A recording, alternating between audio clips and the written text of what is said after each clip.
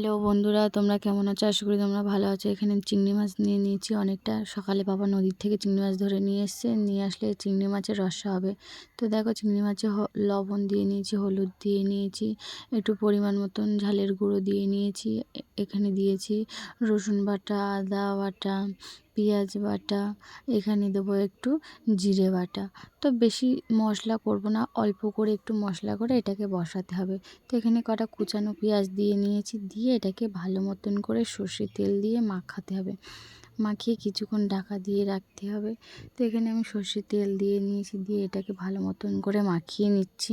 তো সমস্ত চিংড়ি মাছটার সাথে ভালো করে মাখিয়ে নিলে তো ভালো লাগে, তরকারিটা টেস্ট হবে। এটাকে আমি কিছুক্ষণের জন্য ঢাকা দিয়ে রাখলাম। এখানে কাঁকড়া নিয়ে এসেছিলো বাবা, তো এটাকে ভাজা হবে।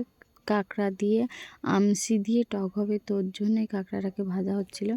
তো এখানে এই যে দেখো, চিংড়ি মাছগুলোকে খুলে নিয়েছি, নিয়ে কড়াইটা গরম হয়ে গেছে প্রায় ভালো মতন করে। এখানে আমি একটু সর্ষের তেল দিয়ে নিলাম, দিয়ে এতে একটুখানি সামান্য অল্প একটু ফোড়ন দিতে হবে। তো ফোড়নটা কী ফোড়ন দেবো, এটা আমি একটু জিরে ফোড়ন দিয়ে নিচ্ছি অল্প করে। তো জিরে ফোড়নটা দিলে ভালো লাগে। তো জিরে ফোড়নটা দেওয়ার পরে আমি এই কড়াইয়ের মধ্যে দিয়ে দিলাম সেই মশলা মাখানো চিংড়ি মাছগুলোকে।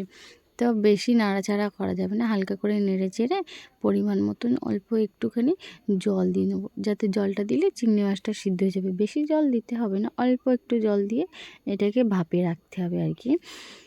তো এটাকে আমি হালকা করে নেড়ে চেড়ে এটাকে আমি কিছুক্ষণের জন্য ঢাকা দিয়ে রাখবো, দিয়ে এটা তার মানে সিদ্ধ হবে। তো এখানে আমি ঢাকা দিয়ে কিছুক্ষণ রেখেছিলাম। তো দেখো, অনেকটাই জল কমে গেছে, আর প্রায় চিংড়ি মাছগুলো কত সুন্দর সিদ্ধ হয়ে গেছে, আর দেখতেও কত সুন্দর লাগছে।